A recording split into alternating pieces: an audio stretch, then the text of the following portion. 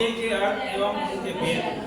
अर्थ हिंदी में जो शब्द लिंग, वचन, काल आदि के कारण अपरिवर्तनीय रहते हैं उसे अव्यय कहा जाता है। अव्यय के भेद क्रिया विशेषण, समुच्चय बोधक, संबंध बोधक, इसमें आदि बोधक। विपात हम बहुत थक गए, धीरे धीरे रात हो गई, ये क्रिया विशेषण है। उसके बाद संबंध बोधक, शिक्षक के लिए निष्ठा जरूरी है। पेड़ के पास गाय थी। समुच्चय बोधक, राम और सीता वन में गए, तालीम थी इसलिए मिल सके। अब इसमें आदि बोधक, हाय ये क्या हो गया, वाह क्या दृश्य है।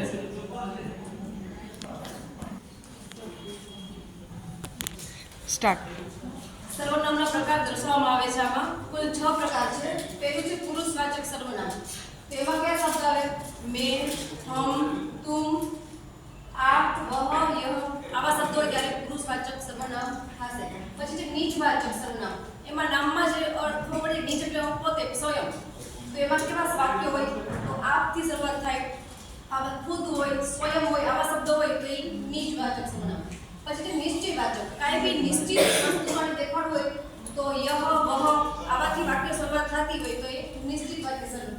પછી છે અનિશ્ચયવાચક, કે કાંઈ ફિક્સ જ નથી, જેમ કે કોઈ, કુછ, કાંઈ બી અનિશ્ચિત વાચક સર્વનામ હોય તો ત્યારે એ વપરાશે। પછી પ્રશ્નવાચક, કે કોણ, ક્યો આવા શબ્દોથી કાંઈ બી બનતું હોય તો એ પ્રશ્નવાચક સર્વનામ થશે। અને પછી છે સંબંધવાચક, તો જો, બહ, જેસી, બેસી આવા કોઈ બી શબ્દો હોય તો એ સંબંધવાચક સર્વનામ થશે। अध्ययन निष्पत्ति 603, 803, 719। पहली और चिट्ठियों का निर्माण करके हम 3 अक्षर का नाम प्यारा, दुनिया में है सबसे न्यारा, अंत कटे तो भार हो जाता, मध्य कटे तो भात कहलाता। उत्तर भारत। 3 अक्षर का मेरा नाम, खाने में आता हूँ काम, मध्य कटे तो हवा हो जाता, अंत कटे तो हल कहलाता। 3 अक्षर से बुलाते मुझे, आंखों में बसाते मुझे, प्रथम कटे तो जल कहलाऊं, मध्य कटे तो काल बन जाऊं। सुबह आता शाम को जाता, ना कुछ खाता ना कुछ पीता, मुझे बच्चे कहते सबका दादा। 3 अक्षर का नाम मेरा, प्रभु के चरणों में स्थान मेरा, बीच कटे कल कहलाऊं, अंत कटे तो कम बन जाऊं। કમલ प्यास लगे तो पी सकते हैं, भूख लगे तो खा सकते हैं, भगवान को तुम करते अर्पण, बोलो बच्चों मेरा नाम। 632 शब्दकोश का उपयोग।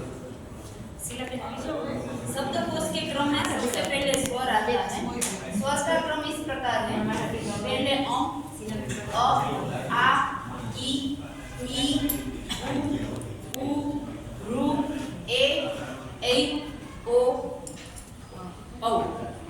उसके बाद आते हैं व्यंजन। व्यंजन का क्रम इस प्रकार है और बाद में कुछ शब्द दिए गए हैं।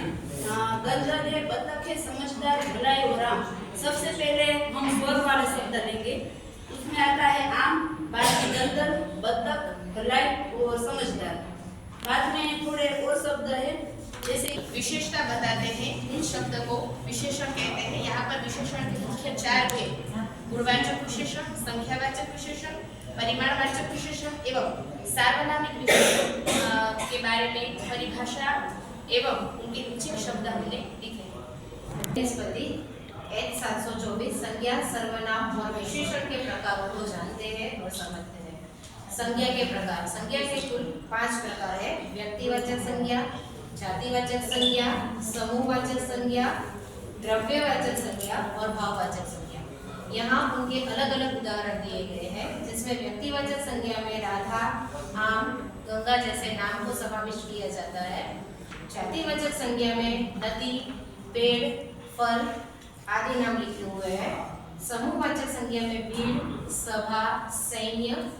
इसी तरह से द्रव्यवाचक संज्ञा में सोना, घी, चीनी और भाववाचक संज्ञा में प्रेम, दया और हंसी। 625 मुहावरों का अर्थ देकर वाक्य में प्रयोग करते हैं।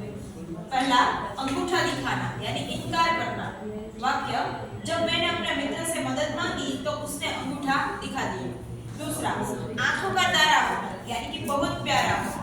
वाक्य, भगवान राम दशरथ की आंखों के तारे थे। तीसरा, छोटा मुंह बड़ी बात, अपनी हैसियत से बढ़कर बात करना। वाक्य, चींटी ने बोला मैं हाथी को मार दूंगी, उसका ये कहना तो छोटा मुंह बड़ी बात है। चौथा, अक्कल मारी जाए यानी घबरा जाए। प्रश्न पत्र देखते ही मोहन की अक्कल मारी गई। वचन परिवर्तन, अध्ययन निष्पत्ति 628। वचन परिवर्तन करके उसका वाक्य में प्रयोग करते हैं। अध्ययन निष्पत्ति की समझ एक वचन और बहुवचन को समझकर उसका व्यावहारिक उपयोग करके वाक्य में